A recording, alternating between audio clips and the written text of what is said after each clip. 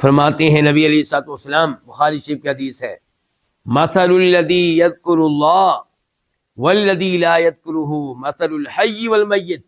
جو اللہ کا ذکر کرتا رہتا ہے، اللہ کو یاد رکھتا ہے، کبھی سبحان اللہ کہہ رہا ہے، کبھی الحمدللہ کہہ رہا ہے، کبھی اللہ اکبر کہہ رہا ہے، کبھی لا الہ کہہ رہا ہے، کبھی اللہ کی نعمتوں کا تذکرہ کر رہا ہے، اللہ کو یاد کرتا رہتا ہے، یہ وہ ہے جو زندہ آدمی۔ اور جو اللہ کا ذکر نہیں کرتا، فرمایا یہ مردہ ہے۔ اللہ کا ذکر نہ کرنے والا کون ہے؟ مردہ ہے۔ ذکر کی مجالس بڑی عظیم مجالس ہیں۔ وہ حدیث آپ لوگوں کے ذہنوں میں ہوگی کہ اللہ کے کئی فرشتے ہیں، اللہ کے کئی فرشتے ایسے ہیں جو ڈھونڈتے رہتے ہیں کس کو؟ بلا مجالس ذکر کو، ان مجالس کو جہاں پہ اللہ کا ذکر ہو رہا ہو، اللہ کا تذکرہ ہو رہا ہو۔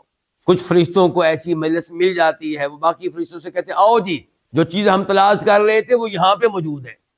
فرشتے اس مجلس کا حصہ بن جاتے ہیں۔ جب وہ مجلس ختم ہوتی ہے، فرشتے واپس جاتے ہیں اللہ تعالیٰ کے پاس۔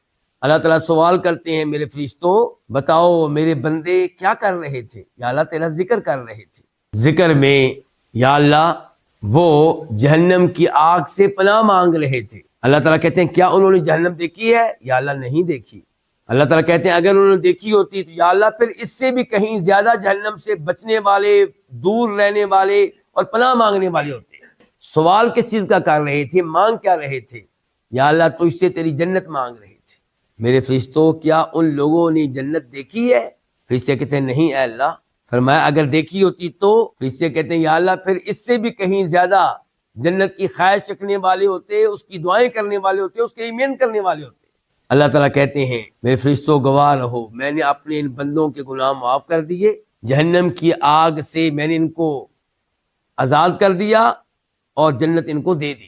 فرشتے کہتے ہیں یا اللہ اس مجلس میں ایک ایسا آدمی تھا جو بنیادی طور پہ ذکر کرنے کے لیے نہیں آیا تھا، درس سننے کے لیے نہیں آیا تھا، وہ تو کسی کام سے آیا تھا پھر بیٹھ گیا۔